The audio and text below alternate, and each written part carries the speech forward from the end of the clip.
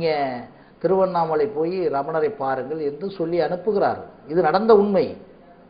அதற்கு காரணம் பகவான் சொன்னதுதான். சுத்தமான ஒன்றுமில்லாமல் இருக்கும்போது இதனுடைய விஞ்ஞானம் நிச்சயமாக ஏற்கனவே நாம் பேசியிருக்கிறோம். அமைதியாக இருக்கும் இடத்தில் அமைதிதான் இருக்கும். ஏன்னா ஒன்றும் எண்ணம் தான் அமைதியை குலைக்கும். அதுக்கு விளக்கம் சொல்லி இருக்கிறோம். அப்ப எப்படி இருப்பாங்கன்னா, அந்த உடலை பற்றி சொல்லுகிறார் பாருங்க. தனக்கு உடல் இருக்கிறதே என்ற நினைப்பே இல்லாமல் இருக்கக்கூடிய தன்னுடைய சரீரமே அப்படி இருப்பார்னு சொல்றாரு. அந்த இடத்துல நமக்கு என்ன வருதுன்னு சொன்னா, ஓ, இந்த நிலையில் நாம் இருக்கிறோமா, நாம் இருக்க முடியுமா, அல்லது இருப்பவர்களை சொல்ல முடியுமா? இந்த நான் தேகம், நான் உடல் என்று நினைக்கிறார்களே, இதுக்கெல்லாம் இது ஒரு ஃபயர் ஆகுது. அட்லீஸ்ட் நம்ம அகந்தை இல்லாமையாச்சு இருந்துருவோமா என்ற ஒரு இன்ஸ்பிரேஷன் உருவாகுது. அப்ப இதை நெகேட் பண்ண முடியுமா என்ற ஒரு இன்ஸ்பிரேஷன் உருவாகுது. அதைத்தான் அவர் சொல்லி அழகாம சொல்றது மாதிரி இருக்கு. அந்த இடத்துல நமக்கு என்ன இவ்வளவு பெரிய விஷயமா இருக்கு. அதை பற்றி இன்னொரு இடத்துல ஆப்ரஹாம் லிங்கனை பற்றி ஒரு விளக்கம் இருக்கிறது. அவர் ஒரு உயர்ந்த பதவியில் அமெரிக்காவில் இருக்கக்கூடிய ஒரு குடியரசு தலைவராக இருந்தவர் அல்லவா, அதிபராக இருந்தவர் அல்லவா. அவர் போய் ஒரு பன்றி இதில் கிடக்கும்போது, சகதியில் இருக்கும்போது எடுக்கிறார். அப்ப எல்லாரும் சொல்றாங்க, நீங்க பன்றி சகதியில் இருக்கிறதே நீங்க போய் அதை எடுக்கிறீங்களே. இல்லை இல்லை, அந்த பன்றியானது படுகின்ற கஷ்டத்தை பார்த்து என்னுடைய மனம் கஷ்டமானது, என்னுடைய மன கஷ்டத்தை தீர்ப்பதற்காக அந்த கஷ்டத்தை தீர்த்தேன்னு சொல்றார்.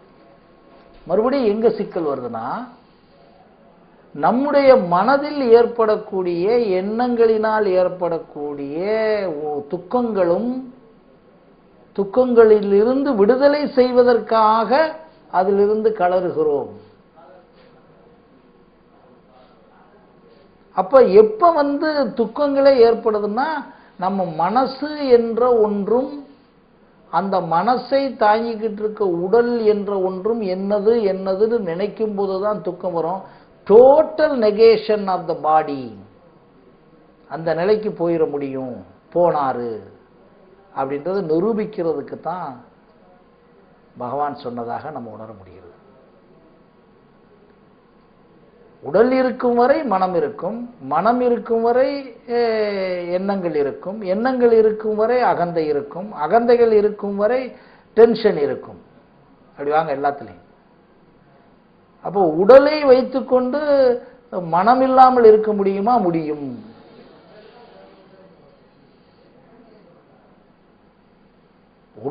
உடல் இருக்கும் வரை மனம் இருக்கும் சொல்ல முடியாது. உடல் இருக்கும் வரை மனம் இல்லாமல் இருக்கலாம். அதைத்தான் சொல்றாரு. அப்ப நீ உள்ள பாரு, உள்ள போ, தன்மை உணர்வுக்கு போ. அப்படி சொல்லும்போது ரொம்ப ஃபர்ஸ்ட் கிளாஸா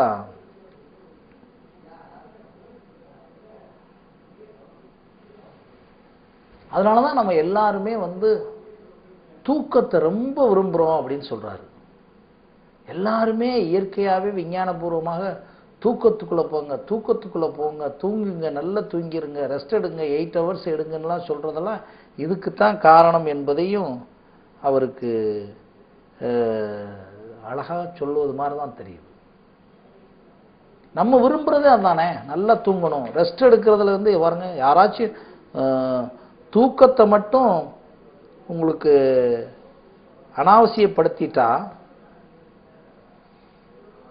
நாம் ரொம்ப அப்படியே டயர்டா இதாயிருவோம், அலர்ஜி ஆயிடுவோம், எரிச்சல் ஆயிடுவோம். தூக்கத்தை கலைச்சா, ஒரு குழந்தையினுடைய தூக்கத்தை கலைச்சிட்டா தாய் கதறிடுவான். அதே மாதிரி கொஞ்சம் பெரியவங்களே தூக்கத்தை கலைச்சிட்டா போச்சு. நல்லா தூங்குறவங்கள கலைக்கக்கூடாதுன்னு சொல்றது காரணம் அவ்வளவு பெரியது. தூங்குறவங்களுக்கும் நல்ல விஷயம்தான், அந்த தூக்கத்தை பார்த்து நினைக்கிறவங்களுக்கு நல்ல விஷயம்தான்.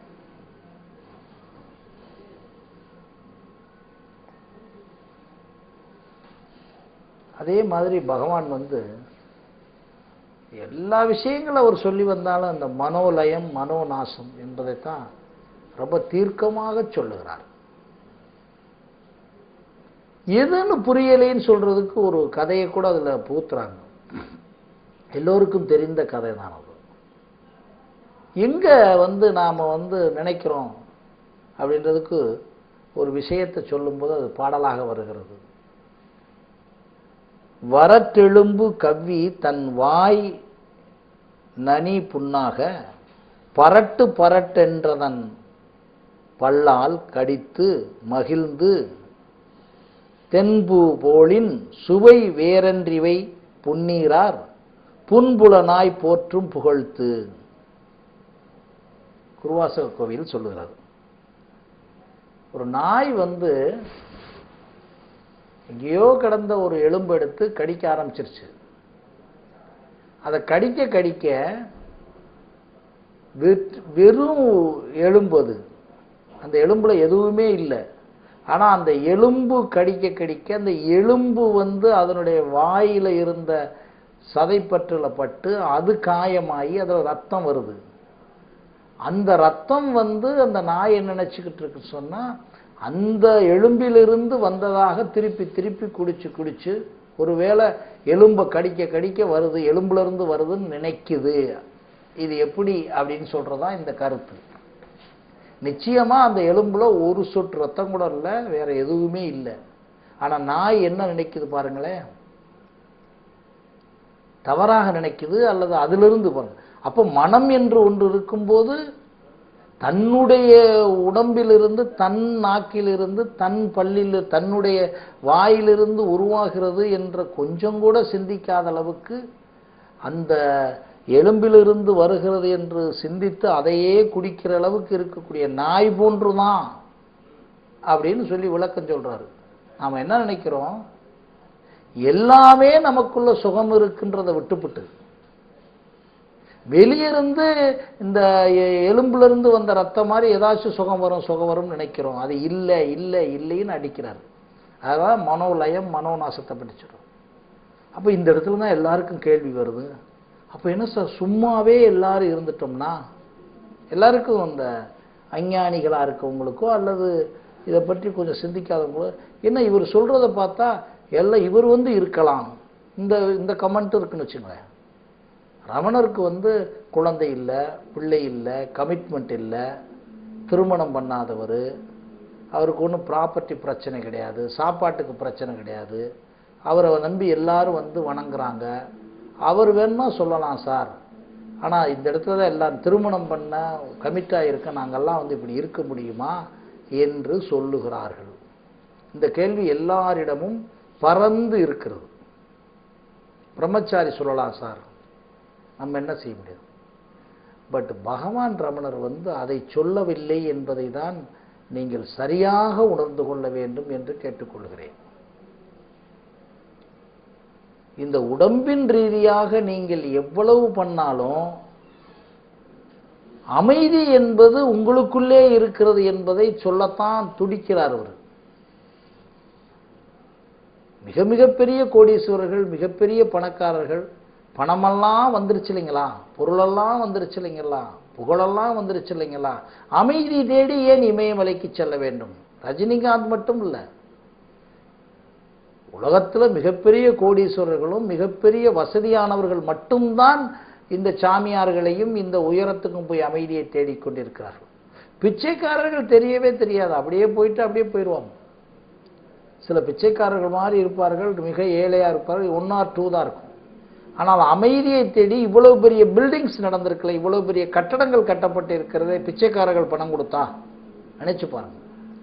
உலகத்தில் மிகப்பெரிய கட்டிடங்கள், மிகப்பெரிய மடங்கள், மிகப்பெரிய ஆசிரமங்கள்லாம் இருக்கிறது, யார் கொடுத்தது பணம்? பிச்சைக்காரர்களா அல்லது ஏழையா கொடுத்திருக்க முடியும்? நிச்சயமாக கொடுத்திருக்க